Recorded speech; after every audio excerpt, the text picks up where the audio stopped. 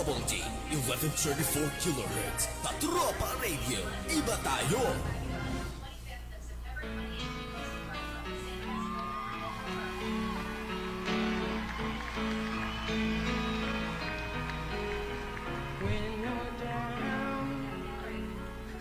Sa bawat paglipas ng araw, sakit ng pagtubok ng magkamensya na ay sumisira sa magandang pangarap, ano man ang iyong pagkatao, noon at ngayon, huwag kang padadala sa mga pangyayari, sapagkat sa bawat balaki ng likha, kasama ka, kaibigan.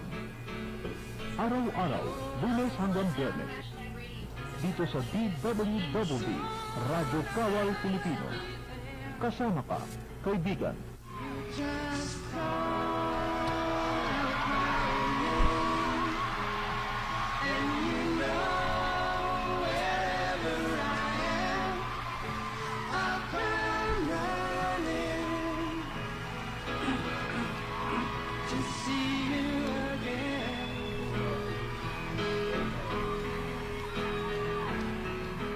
Winter, spring, summer, or fall. All you have to do is call, and I'll be there. Yes, I will. You got a friend.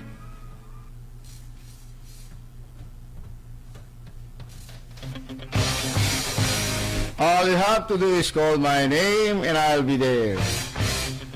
Magandang gabi, Luzon, Mega Manila. Narito na naman po ang ating palatuntunan kasama kakaibigan. Ang programa po ng Sundalo May K para sa Bayan. Ito po nyo kaibigan, ang broadcaster ng Bayan, Romualdo Constantino sa Pascual po. Sama po natin, ating po naman Technical Director, Sergeant Dexter Urata, Philippine Air Force. Magandang gabi sa ating Group Commander, Major Alwin M. Maneja, Philippine Army. Sa ating Deputy Group Commander, Station Manager, Captain Alvin Almendras, Philippine Army. Sa ating Commander si RSAP, good evening po, Major General Benvenido Datuing Jr. Okay, alam naman po ng Martes. Muna po natin palatuntunan sa linggong ito. Magandang gabi po sa ating kaibigan Miss Vicky Villanueva at Chan Yenyen, dyan po naman sa Assumption University, Bangkok, Thailand. Belated happy birthday kay Zarina. Okay, magandang evening po sa lahat ng mga sundalo sa buong Pilipinas. Kay Lieutenant Jerome Nacuba, Philippine Army, Project Officer po ng Project Kapagdaka, Department of National Defense. Kay Ma'am Rachel Nacuba, good evening.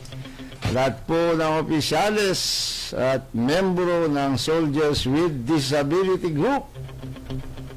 Okay, yan po naman. At Redentor, ang iyong biglang ulat. Ayan, magandang gabi po sa inyo lahat. Ako po si Redentor Oro. Katatapos lang yung ginanap na person with disability sectoral consultation meeting, at ito'y ginanap sa Bayview Park Hotel diyan sa lungsod ng Maynila. Ito'y sa may kaugnayan sa NAPSI. Ito'y siyempre nag-umpisa yan nung araw ng ika-22 ng Setyembre at nagtapos nung ika-25 ng Setyembre. Kabilang sa mga tinalakay, Carmel, itong siyempre binuksan niya ng pambansang awit, at sumunod, ganap na alas 8:30 ng umaga, ang tagapagsalita ay si SR Joy Garcia, and focal person, tinalakay yung update of the Draft Executive Order of Accessible Public Transportation for Person with Disability. Sinundan niyan, ganap na alas 9:30 ng umaga, discussion of the use of truck agreement entered into the NAPSI, PWD, SC, NHA, and DOH for the Livelihood, Education, and Rehabilitation Center o LERC for person. Yan ang kabilang sa mga tinalakay, Carmela. Okay po ang tinalakay sa unang araw. Ano po, yan yung ginanap po namin na consultation meeting ng sektor na may kapansanan dyan po naman sa Baby Park. 22 to 25 kanina po natapos at ito po yung dati po kasi ay quarterly yung meeting po namin, nagkaroon po ng holdover bago hinintay po namin yung desisyon na holdover capacity ang mga sectoral council member po ng National Anti-Poverty Commission, lahat-lahat po ng basic sector, ano po. Kaya bahagi po niyan yung aming sectoral council of persons with disabilities, kung saan po tayo ay isa sa council members. So tayo po ay kasama sa consultation meeting. Sa unang araw po, pinag-usapan ito nga po tungkol dito sa Livelihood and Education Rehabilitation Center dyan po naman sa Caloocan City, dun sa may malaria, ha? Yan po ay pag-aari ng Department of Health. But ito po ay dahil sa isang kasunduan ng National Anti-Poverty Commission, ang Sectoral Council po ng Persons with Disability, kami po yun, at ng National Housing Authority at ng DOH ay nagkaroon po pag-uusap tungkol po dito bigay at pamahalaan ng Sectoral Council of Persons with Disability ang Livelihood Education Rehabilitation Center dyan po naman sa Caloocan City. So yan po ay noon nga pong 22, noon ko lang po nalaman na meron palang Livelihood Education Rehabilitation Center para sa may Kapansanan, na ang nag-usap po ay yung mga pinalitan namin. Sinundan po namin PWD Sectoral Council sa National Anti-Poverty Commission sa pamuna po ni dating Sectoral Representative Richard Arsenio. At ito po ang naging unang-unang tinalakay po namin sa consultation meeting para po maiayos yung paggamit po doon sa Livelihood Education Rehabilitation Center dyan po sa Caloocan City. At nga po napag-alaman namin na 15 years po ang kontrata at matatapos na. So ang amin pong napagkasunduan, yung bagong mga sectoral council, kami po yung bago, dahil po sa kami ngayon ng holdover na po, sapagkat dapat tapos na ang aming termino noong January no po 20 etong taon po na ito. Kaya may lumabas po dahil hindi po nagkaroon ng eleksyon ng mga bagong sectoral council members at hindi po nairaos yung National Sectoral Assembly. Ano po ay kami nagkaroon ng holdover capacity para maipagpatuloy po natin ang mga gawain po para sa sektor na may kapansanan. Kaya ang aming po na pagkasundaan, kami po ay magpaplano ng 10-year plan para po doon sa mga dapat gawin, no, sa nabanggit pong Livelihood Education and Rehabilitation Center for Persons with Disabilities. Kaya magkakaroon po muli ng pag-uusap at yun po na napagkasunduan para magplano sa loob ng 10 taon. Sabi nga namin kung po pwede gawin ng po 50 taon dahil lang doon sa ito po naman ay kapakipakinabang sa sektor ng may kapansanan. Ito po ay naandyan sa lugar ng Caloocan, doon po doon sa malaria, dati pong malaria center, isang research center po nung daw, ang tagal na po pala, 1940s pa nung gawin yung building, ano po. At meron nga pong problema dahil sa mga otoridad dyan sa Caloocan, dapat ay magkaroon na ng retrofitting para po isaayos ang nabanggit pong mga gusali. Napakalaki nito, Redentor, almost half hectare, ano? Kaya malaking bagay ito at tayo nga sa plano at sa suggestion ng konseho ay dapat ito ay pwedeng gawing parang one-stop shop, no? At ito ay magkaroon ng isang one-stop shop window, yung show window ng mga lahat ng produkto ng mga may kapansanan sa buong Pilipinas.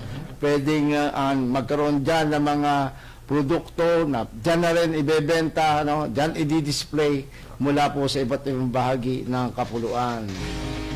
Ang daming nakakatuwa po, parang sabik na sabik ang aming pagpupulong. Matagal po kasi kami hindi nakapagpulong. Ano? Kasi nung ang regulasyon po talaga, quarterly ay mag-meet ang Sectoral Council for Persons with Disabilities. Katulad din po ng Sectoral Council ng bawat sektor na nakapaloob po sa National Anti-Poverty Commission, at natutuwa po kami mismo ang Vice Chair, no, ng National Anti-Poverty Commission, si Vice Chair si Kauper ng Fisher Folk ay nahandon na talaga naman siya po ang sumusuporta. Sabi nga niya, yung pinagtrabahuan nyo, dapat retroactive ang mga biyaya. Na alam naman namin na, oo nga po, tuloy-tuloy din po ang pagtatrabaho namin kahit po natapos na yung aming term at naghintay pa kami nung holdover na yung pagpapahintulot or kilalanin na dahilan po doon sa hindi nagkaroon ng eleksyon at National Sectoral Assembly sa National Anti-Poverty Commission sa lahat po ng basic sector, ay patuloy naman po kami nagtrabaho, patuloy po nag-uusap, patuloy nga po kaming mga executive committee member ng PWD Sectoral Council dito po sa Metro Manila. Ito po yung executive committee ng National Anti-Poverty Commission, Persons with Disability Sectoral Council, sa pangunguna po ni Sectoral Representative Joyce Garcia Ceballos. At nauna kasi pong binigyan ng holdover capacity yung lahat po ng SRs. Ibig sabihin po, yung SRs na tinatawag po na ito po yung Council of Sectoral Representative. Ito po yung mga sectoral representative ng lahat po ng 14 basic sectors. Kaya inintay po namin at nagkaroon nga po ng katuparan na go na kami itong August, kaya nagkaroon po agad ng pagpupulong ng September. Alam nyo, sabi nga natin ay naging maganda yung unang pagpupulong uli namin itong taong 2018. Napag-usapan, nandun na nga po yung tungkol dito sa yung transportation, accessibility sa transportasyon, na napakahalaga po niyan, at kaya gumawa kami ng mga resolusyon para maipaabot sa mga kinauukulang departamento ng pamahalaan. Yan po ang trabaho ng National Anti-Poverty Commission, Sectoral Councils. Kung naman po ang concern ng sektor, halimbawa po batas, hindi po tama ang implementasyon, medyo gagawa po tayo dyan ng paalala. Doon din po ang maraming ahensya na bahagi po ng National Anti-Poverty Commission ang dumalo po at nakibahagi sa amin at nag-share ng kanila pong mga saloobin. Tulad ng DILG, ang CAPSEC, andyan din po, represented DOH at National Housing Authority, which is ito po ng pangalawang araw, sila po ang aming kausap tungkol nga po dito sa pagpapanatili ng Livelihood Education Rehabilitation Center ng Persons with Disability. Diyan po sa lungsod ng Caloocan. Kaya nananabagan tayo, lalo na po sa mga local government units, Alam namin, sabi nga ng DILG, ng NHA, ang may pera ay ang mga local government units na kung saan yung mga resource center na yan ay doon mismo sa kanilang nasasakupang lugar. Kaya sana po ay ito po ay kung ano ang sinasabi po doon sa mga kasunduan, dapat po ay sundin natin at halimbawa po ito ay para sa livelihood education rehabilitation for persons with disabilities na po, dapat ito po ang ipatubad at wag natin pag-interesan mga lumulutang, siguro naman po hindi ganon, dahil nabanggit nga po na maaaring ipagawa daw po kung ito ay kumbaga bubuwagin na yung building para maggawa ng bagong mga gusali.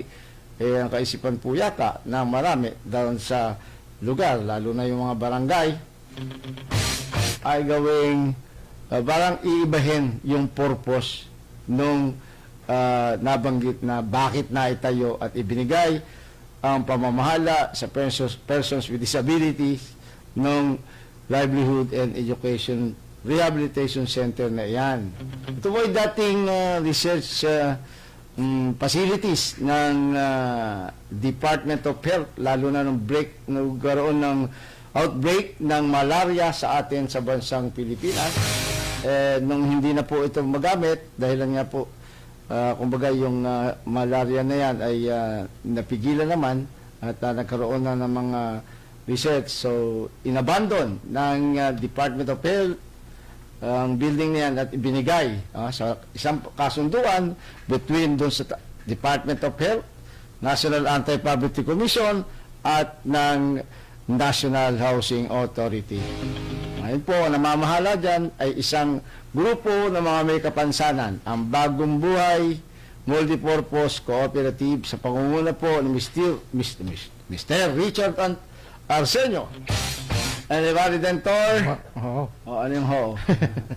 Ha? Salamat tayo sa ginanap na pagtitipon na yan, Caramel. Tapos, di ba? Tuloy-tuloy ka. Siyempre, kabilang pa rin, Caramel, sa pangalawang araw ng naturang event na pagtitipon na Person with Disability Sectoral Consultation Meeting, ginanap nung mga sumunod na araw, yung nung September 24, yung update on PhilHealth Universal Coverage for Person and Disabilities and ZAY benefits. Sinundan niya ng National Council of Disability Affairs, update of the amendments on Batas Pambansa 344, Accessibility Law, at update in NCBA becoming a commission, Land Transportation Franchising and Regulatory Board, updates on the Jeepney Modernization Program and Department Orders 2017-011, at nagwakas yan sa mga pagtalakay ng yun nga, Department of Health, updates of the Health and Wellness Program for Persons with Disability, at bilang panghuling Department of the Interior and Local Government and the National Commission on Indigenous People o NCIP to provide inputs on a person with disability. Pagwawakas ng naturang pagtitipon may kaugnayan sa representation and local sanggunian. Okay po naman, binabati natin. Siyempre, lahat ng ating mga nakasama dyan, yung mga council members na galing po sa Region 1, sa lahat po ng regions sa buong Pilipinas ay represented po yan. Isa lang po ang di nakarating sa amin, si Engineer Loloy, dyan po naman sa Region 10, at lahat po ay nakarating. At isa po sa binigyan po namin ng pansin ay ang pagbibigay po ng paglalabas ng statement of support para po sa deaf community na kung saan ay pinaglaruan po ni Drew Olivar at ni Asek Moca. Kaya yan po yung sabi nga nung sectoral council member na nakaupo sa amin sa Sectoral Council for Persons with Disability na yung deaf na council member namin ay nireview pa nga po, pinakita. Kahit hindi ko po napanood, siyempre, meron naman po mga kasama tayo doon na council members din, no? Na sinabi sa akin kung ano yung mga, pati po yung interpretasyon mismo ng deaf, no, na council member namin.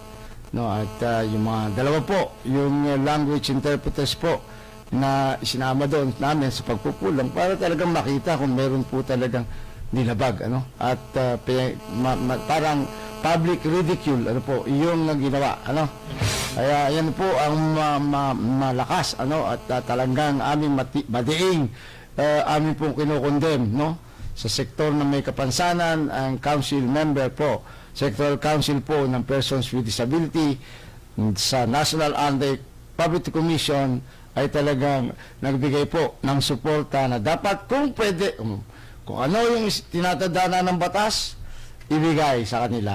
Kung kailangan may pena, kung kailangan magkaroon pa lang, sila ay maparusahan, na ayon sa batas, ay pinakamababang pong pena niya, 50,000. Kulong po, may kulong pong hindi alatpas ng 2 taon sa unang opensa. Kaiba po yan kasi ang kumbaga naglaro doon sa ating mga deaf community, yung ating kasamahan sa sektor, at hindi po yan nakahiyan ng Pilipinas lang, ito po ay sa buong mundo dahil tayo ay isa sa signatory doon sa United Nations Convention on the Rights of Persons with Disability. Hindi po ito basta-basta, kaya bahala na po yung mga iba pang sektor, iba pang subsektor, ibang organisasyon, na nagkondena at may nagreklamo na. So kami po lamang bilang council ng PWD sa National Anti-Poverty Commission, kung kami po ay mga talagang niluklok dyan ng aming mga constituents na po from the regions. Ako po ay national ang aking pong representasyon sapagkat ako po ang council member representing the National Blind and Soldiers with Disability. Kaya yan po yung legal. Tayo nahandyan ng legal, may appointment tayo sapagkat we were elected then appointed by the President para doon sa posisyon na to conclude yung ating mga social, yung ating sectoral representative. Kaya hindi po kami basta pwedeng tanggalin dyan sapagkat kami mandato na galing po sa sektor ng may kapansanan. So, hindi nagkaroon ng eleksyon itong taon na to, kaya tuloy-tuloy po ang aming paglilingkod bilang holdover capacity na hanggat magkaroon po ng National Sectoral Assembly. Na kami rin po ang mag-aasikaso niyan, kami rin po nandun sa Preparation Committee para po masigurado natin na lahat po ng mapapatawagan, may imbitahan sa lahat ng basic sector, sa Sectoral Assembly, idaraos maaaring after election ng yan, dahil nga po busy na ang iba't ibang sektor sa mangyayaring eleksyon, pati na po yung mga tao. So maaaring ito po ay maging kaganapan ayon sa pag-uusap sa next year na po. Maaaring after itong May election, maaaring after the May election next year ay magkaroon ng sectoral assembly. Yan yung kahalagaan, Redentor. Ito ay ang National Anti-Poverty Commission. Ito ay pinaka flagship program, yung anti-poverty ng ating pamahalaan. Sino man ang sitting president, siya yung chairman, siya yung magiging pinaka under office of the president, ang National Anti-Poverty Commission. Sa ngayon po, yun nga po, napag-usapan din, nantabayan na namin kung sino ang ilalagay dyan sapagkat nag-submit po ng resignation, irrevocable resignation, si Secretary Lisa Masa. Yun po ang aming mga dilema, nakalutang ang hindi po dapat pabayaan yan na walang sekretary o walang mamumuno dyan sapagkat nakataya po dyan yung programa sa anti-poverty ng ating pamahalaan, ng ating bansa. At Redentor, ang oras na? Ang oras, 26 na minuto makalipas ang ikapito ng gabi. Sa lahat po na mga gumagamit ng orasan, radyo bilang orasan, yan po ang oras nga na binigay ni Redentor Odo sa bigla ulat. Ayan. Caramel, bago sa aking ulat, nagpapabati sila Mr. Mads Pangulima, nanonood sila sa Tandang Sora Avenue. Ganon din sila Babu Anbapa Linang Taib. Binabati nila yung kanilang barangay chairman sa Mindanao, si Joben Pangilan, dyan sa barangay Tanuntaki 2, Cotabato City. Sa aking balita, hindi umubra ang paghingi ng paumanhin ng vlogger na si Drew Olivar sa pagpapakalat nito ng bomb scare sa social media matapos ipag-utos ng pulisya sa napanagutin ito sa batas. Sinabi ni PNP Chief Police Director General Oscar Albayalde na pinasasampahan na niya ng kaso si Olivar upang turuan ito ng leksyon at hindi pamarisan pa ng iba. Ginawa ng PNP Chief ang pahayag matapos na humarap sa National Capital Region Police o NCRPO si Olivar para humingi ng paumanhin at nagpaliwanag sa kanyang pagpapakalat ng isang mensahe sa kanyang online post sa social media na nagbababala tungkol sa posibleng pambobomba noong araw ng Setyembre 21. Ayan. Po naman, nakaka-2 hits na, no? Doon sa problema na ginawa niyang paglalaro sa lingwahe ng ating mga kapatid na sa deaf community, kailangan niyan mabigyan na ng tamang karampatang paalala. At kung may pananagutan, dapat managot na. Huwag natin po, di ba? Kaya, yun po, ang matinding binigay nating suporta sa ating deaf community ay sana po ay mabigyan ng importansya, no? At yan naman po ay nasa tamang mga ahensya na para doon sa complaint, reklamo, no, ng ating deaf community. Sinuportahan lang po namin yung aming council members na nagre-represent po sa deaf community. Ayan, di ba? Redentor, si Hazel, ayan, from Cagayan de Oro City. Kasi po sa National Anti-Poverty Commission, Persons with Disability Sectoral Council, meron po kami diyang bawat regions, nag-elect po ng isang representative, isang council member, Region 1 hanggang sa iba't ibang region. Tapos meron pong mga subsector representative, no? Katulad ng parents of children with disabilities, ang yung mga physically disabled, yung ating blind, na ako nga po ang nagre-represent sa buong organisasyon ng blind sa buong Pilipinas, at yung deaf community, si Hazel, at yung NGO, National NGO, na nirepresent naman ni Dr. Mau Mata. Magandang gabi sa inyo lahat dyan, ha? At siguro hindi natin mabanggit lahat, pero sa lahat-lahat po ng council members ng National Anti-Poverty Commission, PWD Sectoral Council, at sa aming sectoral representative kay Ma'am SR Joyce Garcia, Ceballos Garcia, ay napakaganda yung naging resulta ng muling pagsasama-sama natin para sa kapakanan ng sektor na may kapansanan. At kami po yung bahagi ng gobyerno na nagtatrabaho nang hindi na po kailangan yung ingay, sapagkat madalas, katulad ko po, pag umatin sa mga pagpupulong na may kapansanan, ang tanong, ano ginawa ng NAPSI, PWD sector? Napakarami na po, sapagkat yan, katulad ng executive order, final draft, sinabit na po sa presidente para po doon sa yung tinatawag na accessible transportation na napakahalaga. With that, siguro pakilala muna tayo ng ating himpilan. Ito ang DWW 1134 kHz. Balita, impormasyon at musika. AM at FM pinagsama. Ito ang Katropa Radio. Iba tayo.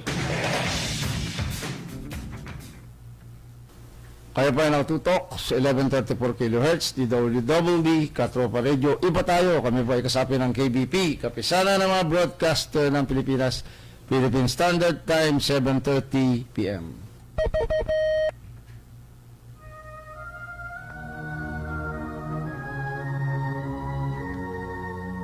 I am a Filipino soldier. I will support and defend the Constitution of the Republic of the Philippines against all enemies, foreign and domestic. I will obey the laws and legal orders of those appointed directly over me, and shall hold myself responsible for all my official and personal actions. I will keep faith with my fellow soldiers, and I will not do acts nor make oral and written statements which are disloyal to my country and the armed forces of the Philippines.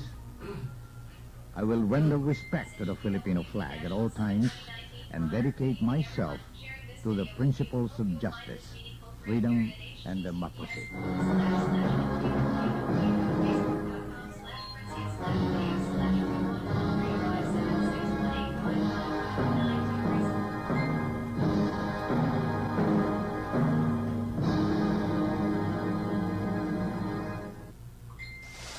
Ibalik ang disiplina, kaibigan. Ibalik ang pagtitiwala ng bayan. Sundin lamang ang batas, maging huwaran ng lahat. Ibalik ang disiplina sa lipunan. Magtapon ng basura sa tamang kalalagyan. Huwag maging ahas sa trapiko at lansangan. Linisin ang gobyerno, anomalya'y iwasan na. Itindig muli ang Pilipinas, ating inang bayan. Ibalik ang disiplina, kaibigan. Ibalik ang pagtitiwala ng bayan. magmahalan sa mata ng may kapal. Ibalik ang disiplina, kaibigan.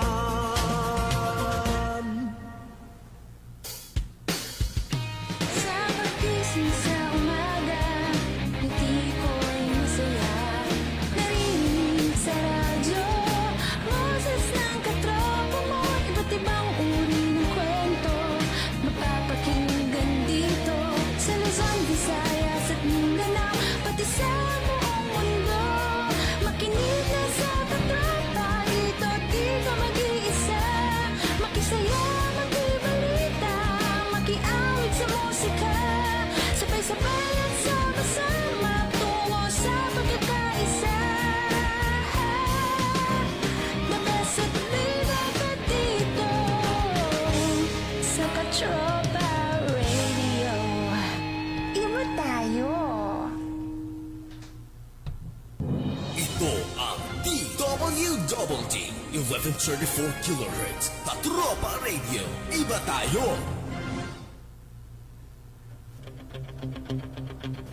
Okay, muli po tayo nagbabalik sa ating palatuntunan kasama mga kaibigan. Ito pa rin po inyong kaibigan ng Broadcaster ng Bayan, Rombaldo Constantino San Pascual po, muling bumabati sa inyo. At syempre, kasama po natin, Redentor Oro.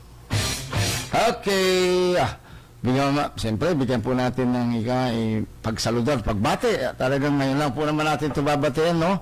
Sa haba ng panahon pagtatrabaho nila sa National Anti-Poverty Commission, yung ating PWD Sectoral Council. Unahin po natin si Sectoral Representative Joyce Garcia Ceballos, representing Region 4. Iba't siya po yung aming sectoral rep kasi nag-elect nga po kami noon ng aming sectoral representative, no, na isinabit sa Pangulo para sa kanyang appointment. Tatlo po yan yung nominated sectoral rep, Ma'am Joyce Garcia Ceballos Garcia, at yung dalawang alternate, so siya po napili. Happy listening, Ma'am Joyce Garcia. At from Region 1, siyempre po, Region 1, at Region 2, si Ami Dicena, Council Member Ami Dicena. Region 3, Dr. Malu Ronquillo. Siyempre, Region 4A, yan na nga po, si Ma'am Joyce Garcia. At Region 4B, may Maropa Heidi Haranillo, Council Member Heidi Haranillo. Region 5, si Council Member Arlene, si M. Arlene. Region 6, sa Iloilo, si Dolores, Council Member Dolores. At Region 7, si Council Member Toting Kilas. Region 8, wala. Dahil that time, may malaki naging problema. Wala po silang naipadalang delegate para sa ginawang National Sectoral Assembly na hinawakan naman po ito ni Region 7 Council Member Toting Kilas. At Region 9, si Pastor. Ayan. At Region 10, Dr. Ike Ampo, no, ng Cagayan de Oro. Region 11, Region 12, si Darlito, Engineer Darlito. At si sa ARMM, si Hart Hayudini, Council Member Hart Hayudini from Hulo. At balikan ko yung car, yung ating roommate, kasama nila, si Council Member Abel Thomas. Ayan. Hindi nakalimutan ka, Karamel, NCR. Si Dr. Mamata, hindi ko nakalimutan niya. Abner Manlapas. Abner Manlapas, ayan. Okay. Si Dr. Mamata po pala, siya yung representative ng National Organization. Ayan po naman. At si Ma'am Pibs Matthews, ang representative po, council member at parents of children with disabilities. Yan po. Lahat sila na ating pong Dolores, Council Member Dolores Laudinorio ng Region 6. Ano po? Kompleto na. Ang ating mga Region 1, Josephine Divera, Council Member Josephine Divera from Dagupan. Ayun. Maganda gabi sa inyo at alam ko po nakauwi na kayo sa inyong mga rehiyon. Kanina may umalis, madaling araw, at kagabi umalis na rin si yung ating kasama sa room, si Council Member CM Abe Thomas ng Region CAR sa Baguio, no? At kasama niya, may kasama siyang isang profesor na kanyang bali si John Paredes, no? Paredes. Professor John Paredes. Napakabait. Oo. Siyempre, talagang kami mga PWDs mababait. No, tahimik pa. Ha? Ayan eh. At maingay lang kami. Siyempre, nag-iingay kami pagka sa plenaryo, nag-uusap at nagbibigay ng kanyang paliwanag tungkol sa kung ang dapat, no? Anong mahalagang bagay para sa kapakanan ng sektor na may kapansanan. Talagang makikita mo dyan, lulutang yung galing kung paano magdebate at magpaliwanag. Pero after that po, kami po ay magkakasama pa rin. Ayan. Sapagkat ang amin pong binibigyan ng importansya, yung amin pong inire-represent, yung aming mga boss mula po sa aming sektor. Kaya yung pong mga nagtatanong, ano po ang nagawa ng NAPSI, napakarami na po. Ito nga po yung binigay po sa aking kit. Yung A22 pa, kinapa ko, ang kapal po. Mahigit, siguro lagpas isang isang pulgada. Kaya paano po ang gagawin kong pagbabasa ito? Umaaangal tiyak nito yung aking KNFB reader, yung application na in-install ko sa aking cellphone para basahin yun. At kung hindi man, iko'y pababasa ko sa aking mga anak, sa hiram na mata, baka mapagod. Ganon kakapal po ang aming accomplishment sa 3 taon. Ano po, yung pagsusulong, kasi hindi naman po kami, ang National Anti-Poverty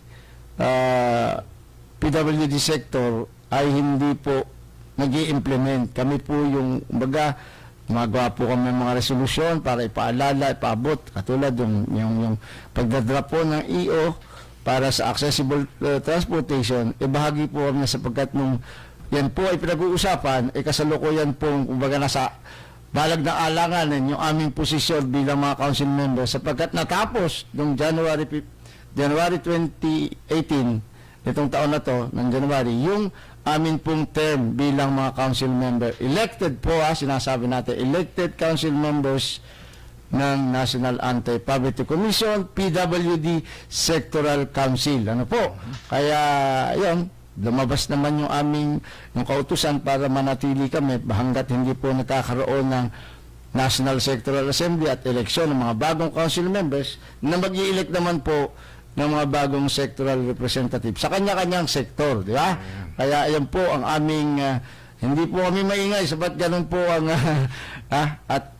pero pinapaalam ko po sa ating mga tagapakinig, napakahalaga po ng ginagawa ng National Anti-Poverty Commission sapagkat dito po sa konsehong ito ay talagang represented po lahat ng basic sectors. Simula po yan sa katutubo, at sama-sama po nagtatrabaho yan. Katulad po nung kahapon, guest namin yung spokesperson po ng yung NCIP, yung National Commission for the Indigenous People. So, yun po, kumbaga, meron po mga related po yung mga concern or issues, agendas ng bawat sektor, no? Na tinatawag pong 14 basic sector na kinilala ng batas po na nag-create sa National Anti-Poverty Commission. Di ba natin ito? Oo.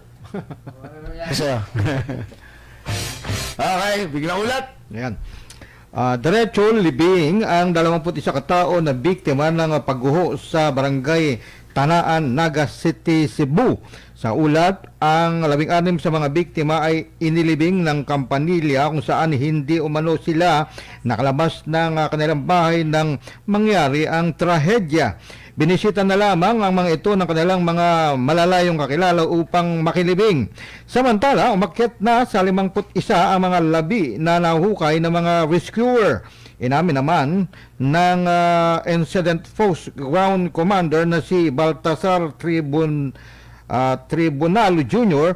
na nahihirapan silang akyatin ang iba pang bahagi ng gumuhong lupa dahil lubharing mapanganib para sa mga rescuer. Sa kabila nito, nananatiling positibo si Tribunalo at umaasa na rin sila na mayroon pang buhay na may sasalba sa search, rescue at retrieval operations. Ang po, biglang ulat ni Redentor Oro, ano po, tungkol dito sa landslide. Yan po, matagal to, ilang linggo na, no, na meron pang talagang iniisip nila po pwedeng mabuhay.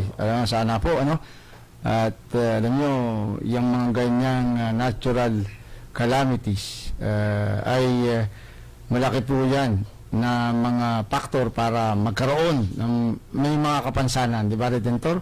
Maaaring iba matabunan na naging biktima ng landslide, nakaligtas, ano naman, kumbaga nabalian ng buto, nadurog ang buto, di ba? O kaya nagkaroon ng iba't ibang kapansanan. Kaya po sa aming sektor, ang sektor na may kapansanan, kami po ang sektor na ayaw po namin na kami ay dumami. Ano? Kasi pag dumami po ang may kapansanan, kaya yun po ang gobyerno, talagang mayroong mga programa para mapigilan ang pagkakaroon ng kapansanan ng mga Pilipino. No, pero yung mga nagkaroon na kapansanan, andyan na yan, kaya lang, andyan na po. Kaya nagkakaroon po naman ng programa para naman maibsan at maging maalwan ang kanilang buhay. Ano? Kaya lang, nalulungkot doon kami. Lahat nag-react doon sa report ni, siniem ni Dr. Maluro Kilo ng Region 3, council member ng Region 3, tungkol dito sa inatinan niya na isang forum, no, na mga taga-akadim, ayon sa kanya mga taga-akadim, mga talagang matatalinong tao sa sektor, no, sa lipunan. Abay nung sabihin niya na dapat ay kasama doon sa gagawin pong manifesto o dokumento na yung accessibility ay bigyan ng kahalagahan. Abay, ang sabi daw ano relasyon na accessibility sa paglaban sa kahirapan? Aba, malaking bagay po yun. Bibigyan natin ng pagtalakayan kasama ng Redentor, no, para paalala po natin kung magkakaroon po ng anumang mga sa sinasabing pagpapatupad o mga circular executive orders po na dapat ay kung makonsulta yung sektor na may kapansanan. Sapagkat, alam nyo, ang accessibility sa mga may kapansanan, napakahalaga nito para po maiangat ang antas ng pamumuhay ng mga nasa sektor. Yung sinasabi, Redentor, na ano ang relasyon ng accessibility sa pag-angat ng kabuhayan ng mamamayang Pilipino. Napakalaki po sapagkat kung ang wala pong accessibility in general po, hindi lang po ito physical na accessibility, no, yung halimbawa accessibility rampa, hindi lang po ito physical po yun, accessibility law, andyan na po lahat dapat, no, access doon po sa quality education, access sa edukasyon.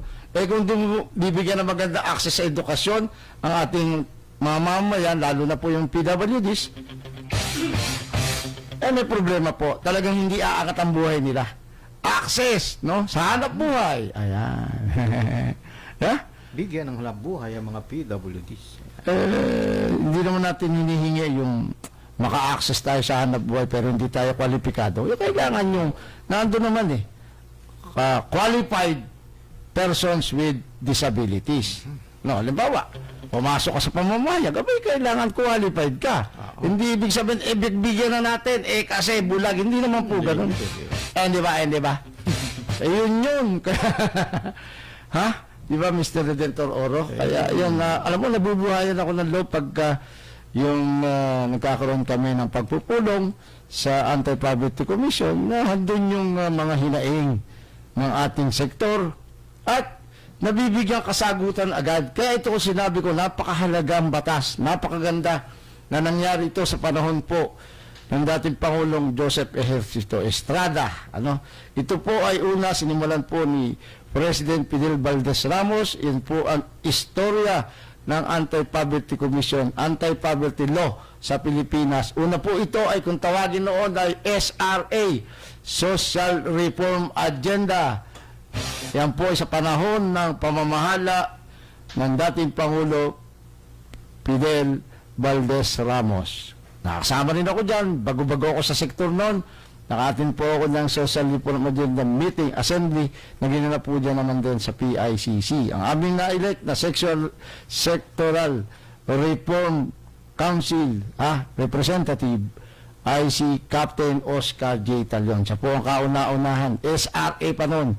Ngayon po naging NAPS, yung anti-poverty law. Yun po sa panahon ni President R. Rap Estrada, na kung saan din, isa rin po ako sa unang-unang umupo na council member. Ano po? Ayan, kaya, yan po yung sinasabi natin. Dahil nga po doon sa, tinatanong lagi, ano ba ang naging, mga nagawa ng National Anti-Poverty Commission, PWD Sectoral Council. Ayun na nga po. Kami po yung mga kumikilos at nagtatrabaho nang hindi po na ipinapaabot sa mga kinauukulang sektor na aming kinakapalooban. Kung hindi, ang aming ginagawa ay pinapaabot po namin sa mga kagawaran ng pamahalaan na concern. Ang concern po ay doon, katulad halimbawa, housing, redentor. Nung ako'y unang naupo sa National Anti-Poverty Commission, nagkaroon ng talakay yung common problem, common problem ng bawat sektor. Yung iisa ang problema ng lahat ng 14 na sektor na ito. Unang lumutang dyan, Redentor, alam mo kung ano? Alin ang unang lumutang? Unang-una talagang problema ng lahat ng sektor, pabahay. Yun.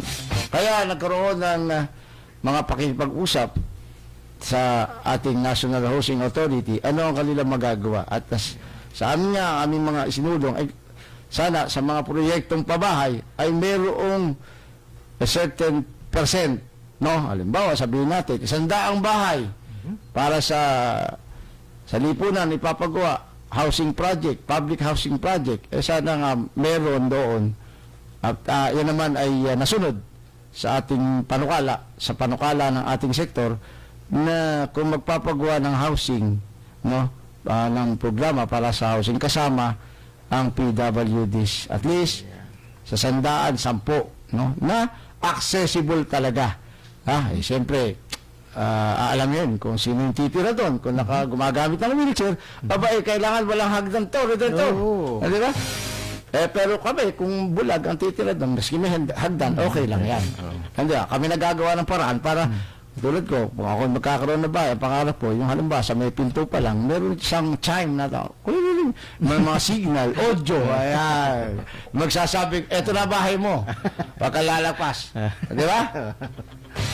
Ayun yun. Kaya, yung pong mga akala natin, dahil hindi po tayo nakapaloob sa sektor na kung anumang hindi tayo aktibo, tulad sa sektor ng mahihirap, sektor ng mga mangingisda, sektor ng magsasaka, na kung saan yan po ang kasama namin sa National Anti-Poverty Commission, may kanya-kanyang sectoral council yan. Ang mga problema ay nagkakaroon na pagka nag-uusap-usap, meron pa ng common problem, tulad si Pisa po, yung ating vice chair, siya yung sector representative ng si Kauper, representative ng mga mangingisda.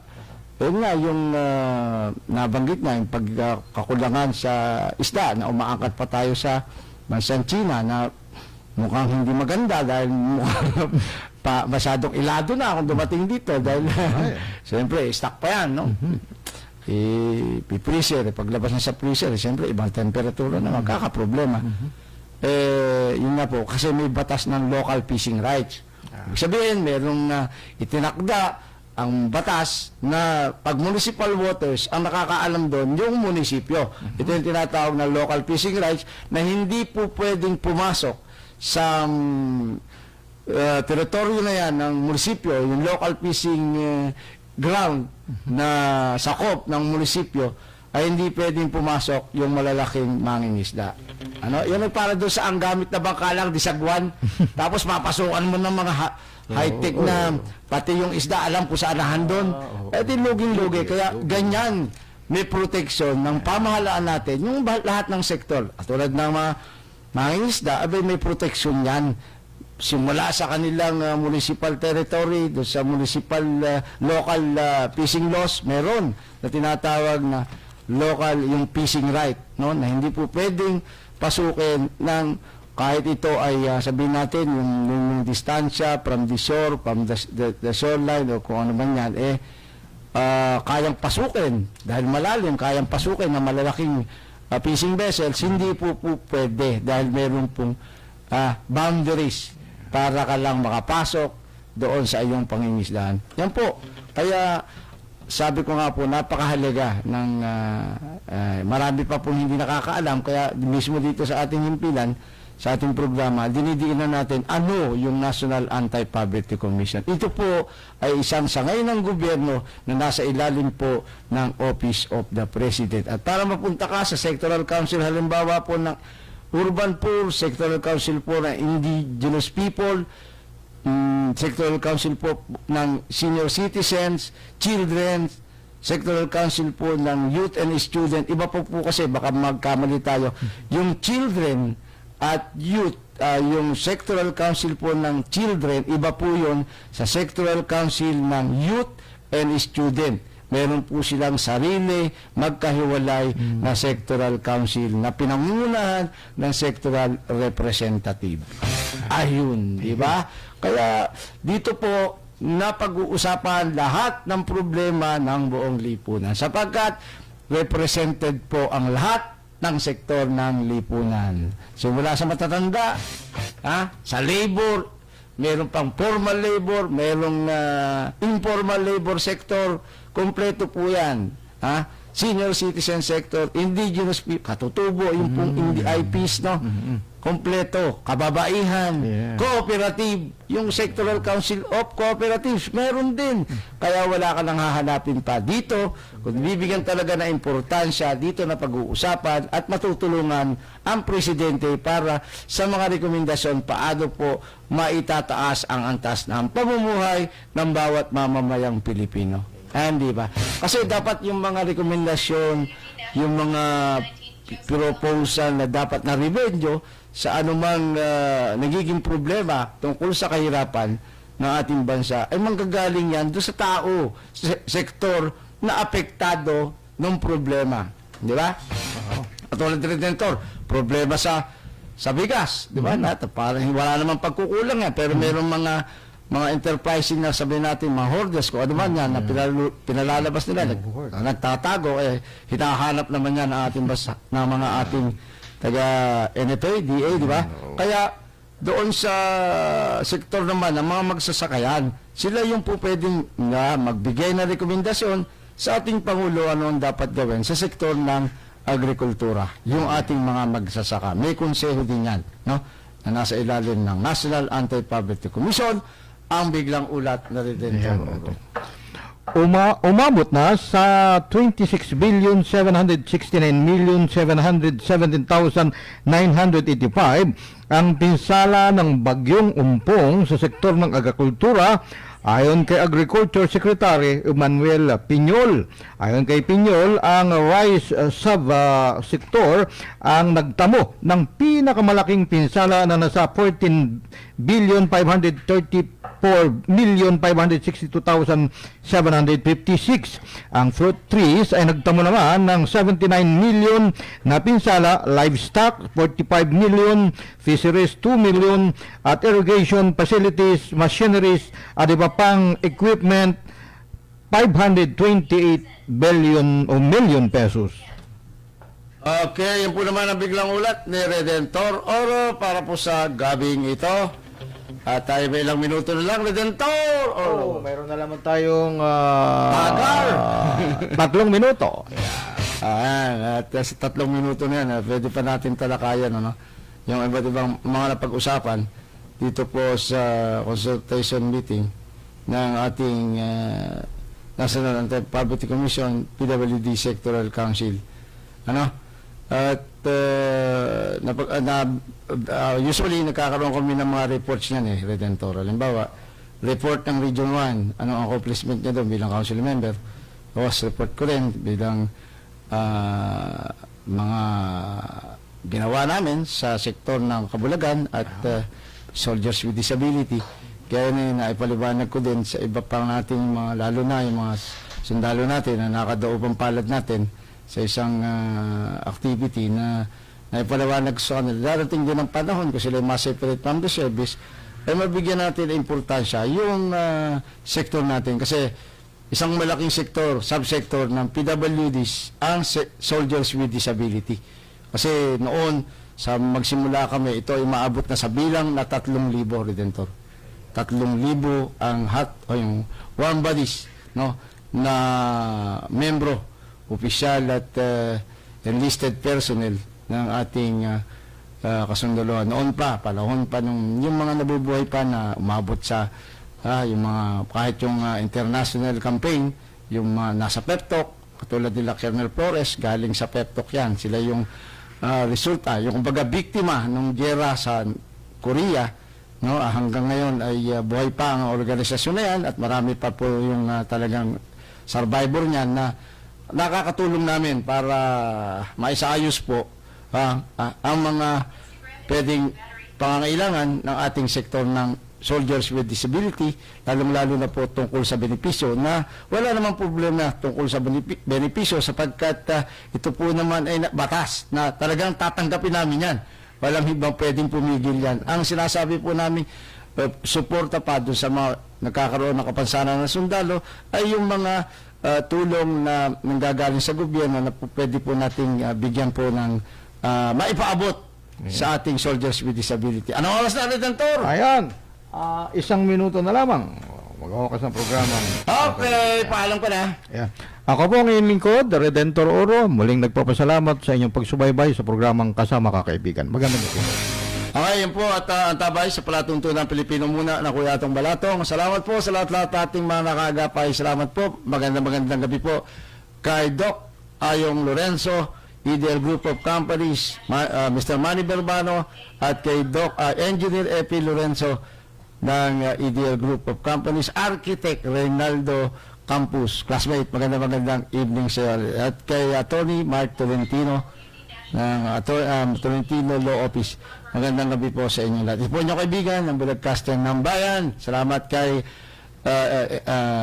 Sergeant Dexter Urata, Philippine Air Force, sa ating Group Commander, Major Alvin Maneja, at sa ating Deputy Group Commander, Station Manager, Captain Aldrin Almendras, Philippine Army. Ito po ang inyong kaibigan, ang broadcaster ng bayan, Romualdo Constantino San Pascual po, para sa programang Kasama Ka, Kaibigan. Ito ang DWW 1134 kHz. Balita, impormasyon at musika. AM at FM pinagsama. Ito